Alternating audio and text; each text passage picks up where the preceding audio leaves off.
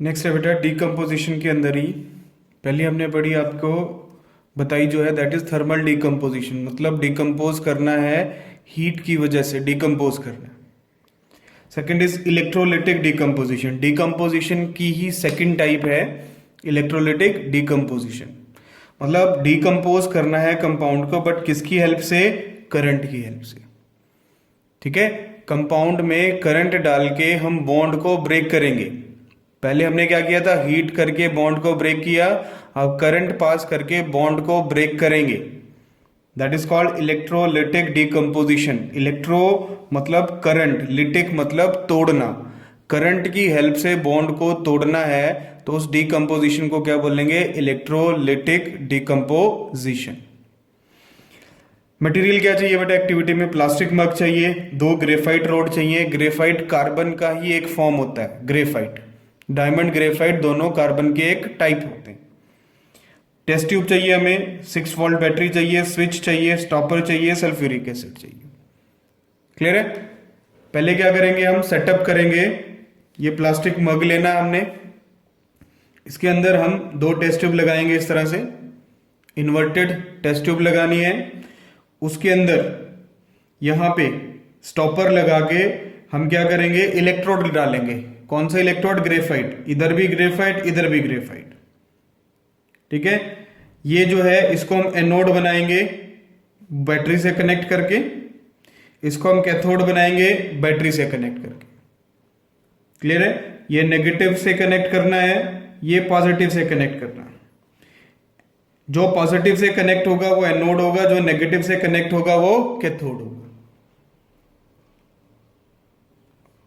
Water हमने fill करना बेटा जार के अंदर, स्विच लगा देना, बैटरी से कनेक्ट कर देना।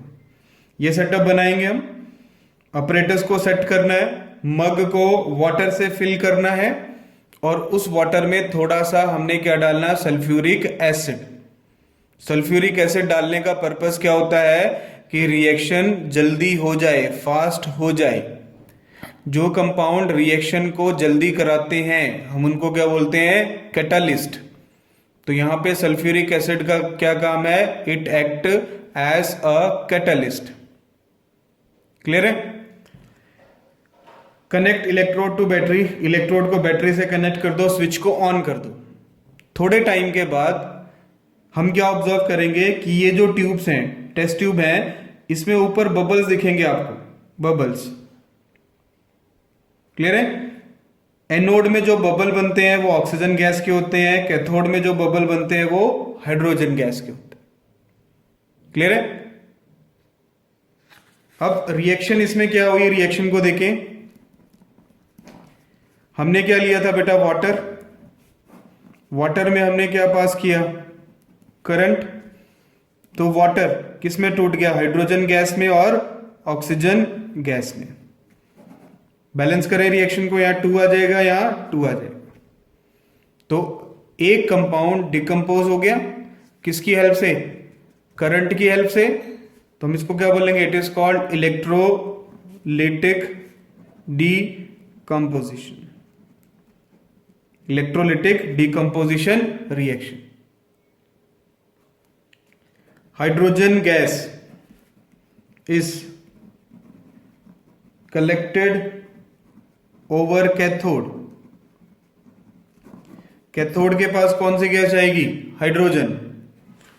Oxygen gas is collected over anode, anode पे कौन सी गैस कलेक्ट होगी? Oxygen gas. हाइड्रोजन कैथोड पे जाएगी, ऑक्सीजन एनोड पे जाएगी। If you bring a burning candle over cathode, it burns with pop sound। अगर मैं बर्निंग कैंडल को किसके ऊपर लेके जाऊंगा? एनोड के ऊपर लेके जाऊंगा। ठीक है, बर्निंग कैंडल को अगर मैं कैथोड के ऊपर लेके जाऊंगा तो पॉप साउंड फॉर्म होगा। तो पॉप साउंड किसकी कंफर्मेशन कराता है? कि जो कैथोड के ऊपर गैस बन रही है वो कौन सी गैस है? Hydrogen gas. If you bring a burning candle over a node, it glows brighter। जो कैंडल है वो और ज्यादा ग्लो करने लग जाएगी। क्या प्रूव करती है कि वहां पे कौन सी गैस है? ऑक्सीजन। क्यों? क्योंकि ऑक्सीजन बर्निंग को सपोर्ट करता है, कंबशन को सपोर्ट करेगा। क्या सपोर्ट करेगा कंबशन को? ऑक्सीजन। क्लियर है बेटा?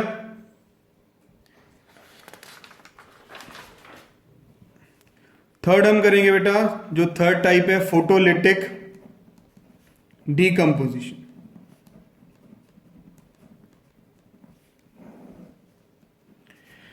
फोटोलिटिक, फोटो मतलब लाइट, लिटिक मतलब टूटना। तो decomposition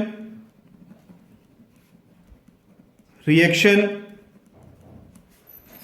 which occur due to sunlight. Sunlight की वजह से जो रिएक्शंस डिकम्पोजिशन शो करती हैं, हम उनको क्या बोलेंगे? Photolytic decomposition reaction.